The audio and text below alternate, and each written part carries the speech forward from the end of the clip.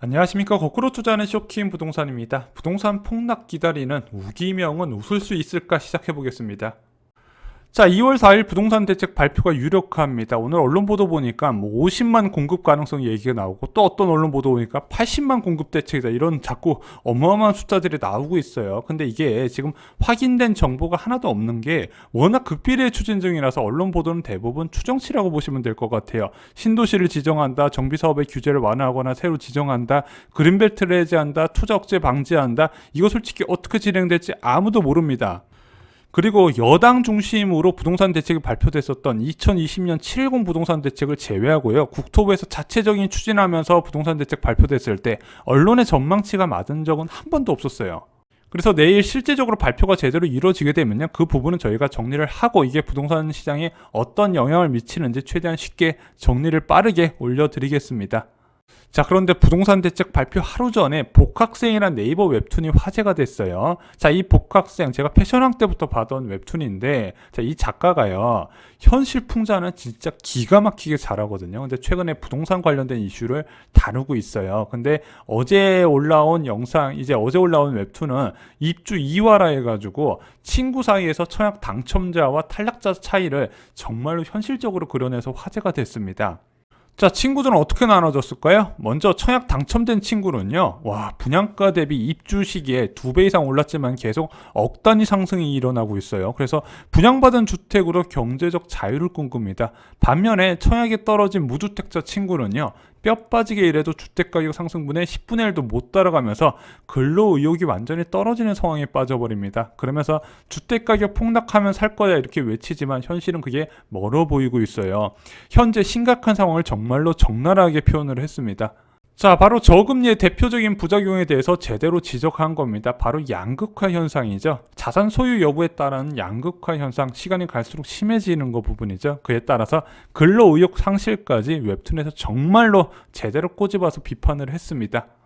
그래서 저금리가 지속되면 지속될수록 자산 버블은 커집니다. 내 친구는 집 사고 10억 벌었는데 나도 영끌해서 당장 사야지. 그래서 굉장히 비싼 가격이 됐음에도 불구하고 추가 상승 기대감에 계속해서 주택을 매수하면서 가격을 올린다는 부분입니다. 1980년대 일본 부동산 버블과 2000년대 미국 부동산 버블 모두 다 같은 원리로 진행이 된 겁니다.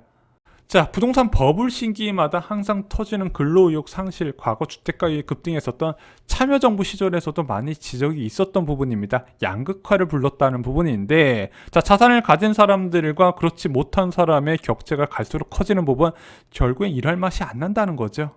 자, 현재의 부동산 버블은 누구의 책임일까? 급등만 막으려고 소극적으로 대처한 전 국토부 장관의 책임일까?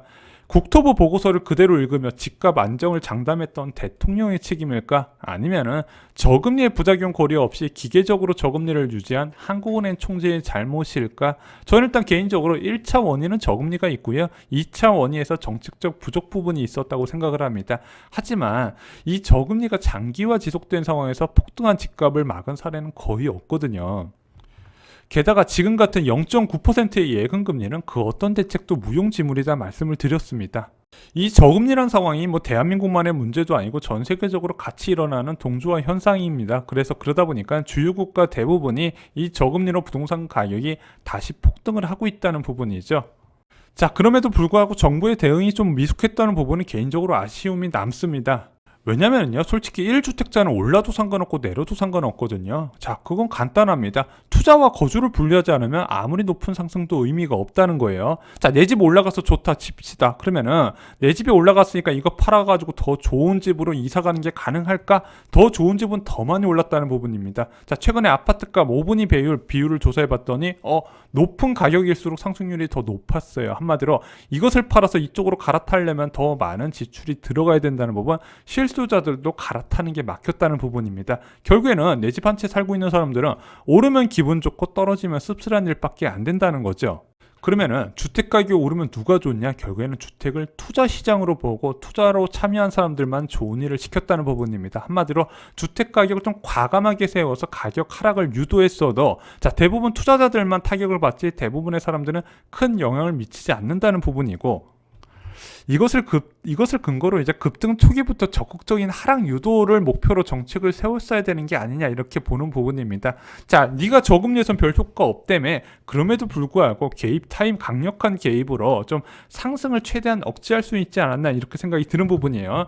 예를 들면은 710 부동산 대책이 작년에 나오고 나서 시장이 한 3, 4개월 정도 소강이 됐잖아요. 그러면은 이 소강됐을 때 상승률이 둔화된 것만 보고 만족하지 말고 추가 대책을 계속해서 공급 대책이든 투기 억제 대책이든 내놓으면서 하락할 때까지 몰아치는 게 필요했다는 부분이죠. 개인적으로 이 부분을 굉장히 많이 아쉽다고 말씀을 드렸습니다. 자, 그럼 복합왕에서 나온 무주택자가 기대하는, 주인공이 기대하는 부동산 폭락 과연 올까요? 일단은 그 폭락을 위해서는 몇 가지 조건이 갖춰져야 된다 말씀드렸습니다. 투기를 억제한 상태에서 대규모 공급으로 억눌러야 돼요. 이 공급은 분양이 아니라 입주라고 말씀드렸습니다. 그래서 대규모 공급을 이루어지게 되면은요, 일단 경기도 지역부터 하락은 확실하게 나타나는 부분이고 중장기적으로 서울 지역까지 영향을 줄 수 있는 부분입니다. 그럼 서울 지역은 어떻게 급락을 시켜야 되나요? 투자 수요가 많이 유입되는 서울 지역 같은 경우는 급격한 금리 인상이 답입니다. 그래서 부동산 폭락을 이끌기 위해서는 대규모 공급, 정말로 수요를 초과하는 공급으로 두드려 받거나 아니면 급격하게 금리 인상을 하면서 투자 수요가 야 이거 예금으로 이제부터 이제 갈아타야겠다 이런 신호를 확실하게 주던가 해야 된다는 부분이죠. 또는 이 두 가지가 동시에 오거나 이 두 가지가 동시에 왔던 시기가 2012년과 2013년이죠. 자, 그럼 이런 현상이 나타나면 바로 부동산 가격 폭락하나요? 바로 일어나지는 않습니다. 어떤 것이 원인이 되든 거래 급감이 1년 이상 필요하다 말씀을 드린 겁니다. 그래서 지금 기다리는 사람 입장에서는 굉장히 먼 미래 갖고 기다리기가 힘든 거예요. 자, 그럼에도 불구하고 제가 걱정되는 건요, 과연 부동산 폭락이 오면 무주택자가 살 수 있을까 하는 점입니다. 자, 뭐 부동산의 예를 드는 게 아니라 뭐 증시를 예를 들어서 볼게요. 자, 여러분들 과거 차트 보면은요, IMF 같은 폭락 오면 주식 쓸어 담아야지 누구나 생각하죠. 근데 막상 그런 식으로 폭락이 오잖아요, 손이 안 가요.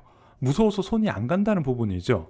그래서 실제 부동산 가격 폭락이 왔던 2012년과 2013년에 의외로 거래가 많이 터지지 않습니다. 거래가 계속 줄어들어요. 거래가 줄어들기 때문에 가격이 떨어지는 겁니다. 막상 가격이 급락이 오면요, 사람들이 무서워서 주택을 못 사요.